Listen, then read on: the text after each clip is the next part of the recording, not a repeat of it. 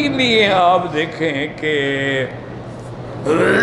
جتنی اہل اللہ گزرے ہیں، اولیاء اللہ گزرے ہیں، ائمہ محدثین گزرے ہیں، ائمہ فقہا گزرے ہیں، ان سے ہر بندہ محبت کرتا ہے۔ آخر کیا وجہ ہے؟ یہ اللہ نے محبت ڈالی ہے نا دل میں، کہ جب بھی نام لے گا تو کہے گا ہاں رحمت اللہ علیہ، امام ابو حنیفہ رحمت اللہ علیہ، امام شافعی رحمت اللہ علیہ، امام مالک، امام احمد بن حنبل رحمت اللہ علیہ، امام بخاری، امام مسلم، محدثین، مجتہدین، فقہ، سب پر ہر بندے کے منہ سے یہ نکلے گا کہ رحمت اللہ علیہ۔ مولانا عبد الجبار غزنوی اہل حدیث کے بڑے علماء میں گزرے، ان کے ایک ساتھ کے مدرسے میں ایک شخص ہے، مسجد میں امام بھی تھا اور وہاں پڑھتا بھی تھا، عبد العلی اس کا نام تھا۔ ایک دن وہ آیا اور آ کے حضرت عبد الجبار غزنوی، حالانکہ وہ اس کے استاد بھی تھے، آ کے کہنے لگا کہ حضرت امام ابو حنیفہ کو تو صرف 17 حدیثیں یاد تھی، مجھے تو 100 حدیث یاد ہے، میں تو امام ابو حنیفہ سے زیادہ بہتر ہوں، ان کو 17 حدیثیں آتی تھی۔ حضرت نے بڑے غصے سے اس کی طرف دیکھا، جب وہ جانے لگا تو آپ نے طلباء سے فرمایا کہ جس مدرسے میں یہ پڑھتا ہے اس کو کہو اس کو نکال دیں مدرسے سے، اور میں دیکھ رہا ہوں کہ اس کا خاتمہ ایمان پہ نہیں ہوتا۔ چند دن گزرے، اللہ معاف کرے، اللہ معاف کرے، وہ مرتد ہو گیا، وہ عیسائی ہو گیا اور اسی ارتداد کی حالت میں مر گیا۔ تو طالبوں نے پوچھا حضرت آپ کو کیسے پتہ لگا کہ اس کا خاتمہ ٹھیک نہیں ہوگا؟ انہوں نے فرمایا جب اس نے یہ بات کی تھی نا امام ابو حنیفہ کے خلاف، تو فوراً ایک حدیث پہ میری نظر پڑی کہ اللہ تبارک و تعالیٰ فرماتے ہیں کہ من عادی ولیا فقد آذنتہ بالحرب، جو میرے اولیاء اللہ سے دشمنی رکھتا ہے اس سے میں جنگ کا اعلان کرتا ہوں۔ تو جنگ کرنے والا سب سے پیاری چیز پہلے چھینتا ہے، تو اس کے بعد ایمان تھا، اللہ نے چھین لیا۔ یہ حضرت عبد الجبار غزنوی رحمۃ اللہ علیہ نے، اسی لیے جو بڑے لوگ تھے، آپ دیکھیں کہ ایک دفعہ بی بی زبیدہ ہارون الرشید کی اہلیہ جو تھی، بیوی جو تھی، وہ رات کو محل کی چھت پہ کھڑی تھی، صبح ہونے سے پہلے یا نماز کے بعد فوراً، یعنی ہوا کے لیے اوپر چلی جاتی تھی، محل اونچے تھے، ہوائیں بڑی اچھی لگتی تھیں، تو بیوی نے دیکھا کہ بغداد کے لوگ جو ہے نا بھاگے ہوئے جا رہے ہیں، نکل رہے ہیں گھروں سے، بوڑھے ہیں، عورتیں ہیں، مرد ہیں، بچے ہیں۔ انہوں نے کہا پتہ نہیں کیا ہو گیا، وہ بیچاری ڈر گئی، نیچے آئی تو ہارون الرشید سو گئے تھے، لیکن بیوی تھی، اس سے برداشت نہیں ہو سکا، اس نے ان کے بیڈ روم میں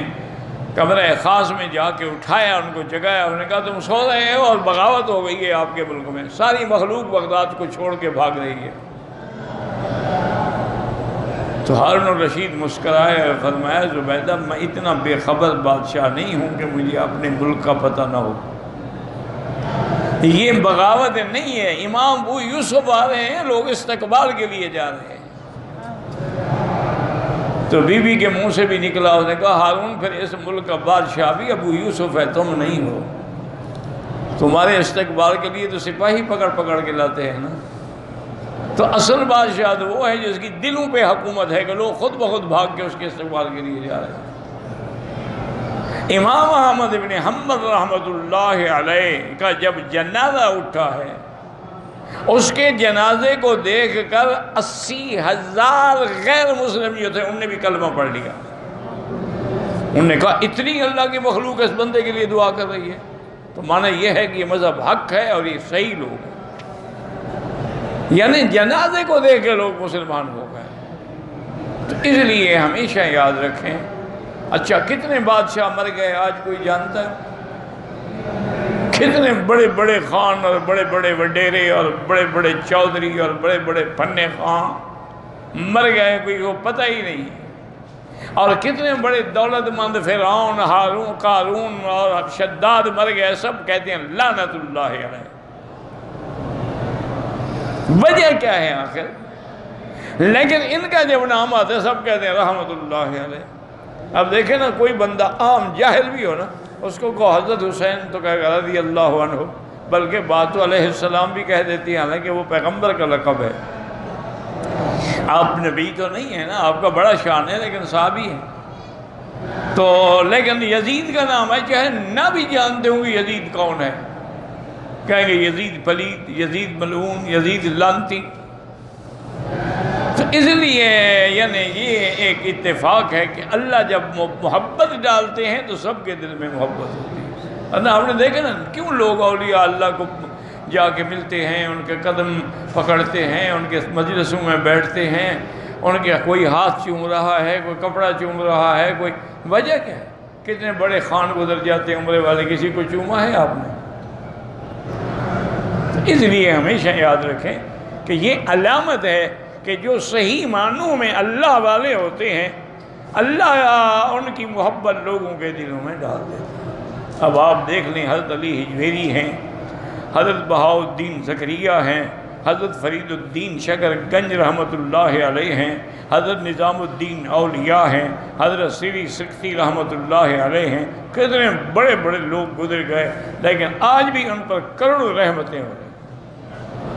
اسی کو دیکھ لیں حافظ ابن کثیر رحمۃ اللہ علیہ کو، یعنی کون سا مدرسہ ہے اس دین کا جس میں ابن کثیر نہ پڑھی جاتی ہو، اور جب بھی پڑھی جائے گی سب کہیں گے رحمۃ اللہ علیہ۔ تو یہ قبول کی علامت ہے، قبول کی نشانی ہے کہ جس کو اللہ اپنا بنا لیتے ہیں نا، اس کے بارے میں حکم دے دیتے ہیں، حتیٰ کہ مچھلیوں کو بھی حکم دے دیتے ہیں۔ اسی لیے جب حضرت یونس کو مچھلی کے پیٹ میں آپ نے حکم دیا تو ساتھ یہ بھی حکم دیا، خبردار یونس میرا محبوب ہے، میرا نبی ہے، اس کو تکلیف نہیں دینی ہے۔ بس ہم امتحان میں آ گیا ہے، اس کو اپنے پیٹ میں رکھو، سیر سیر کراؤ، گھماؤ پھراؤ، لیکن تکلیف نہیں دینی ہے۔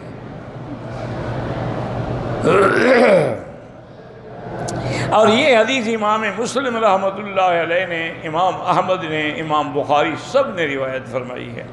والرزق الحسن واللسان الصادق، اللہ اپنے بندوں کے لیے لوگوں کے دلوں میں محبت ڈال دیتے ہیں اور اس کو سچی زبان، سچی بات کرنے کی توفیق دیتے ہیں، اور اللہ پاک ان کے لیے بہتر سے بہتر رزق کا بھی انتظام فرما دیتے ہیں۔ حضرت فرماتے تھے حرم ابن حیان کہ کوئی اما اقبل عبد، جب بندہ اپنے دل سے اللہ کی طرف رجوع کر لیتا ہے تو اللہ بھی لوگوں کے دلوں کو اس کی طرف پھیر دیتی ہیں، اس کو محبت ملتی ہے۔ حضرت عثمان فرمایا کرتے تھے بندہ خیر کا عمل کرے تو اللہ رحمت کی چادر اڑاتے ہیں، اور برائی کا عمل کرے تو اسی طرح پھر سزا دیتے ہیں۔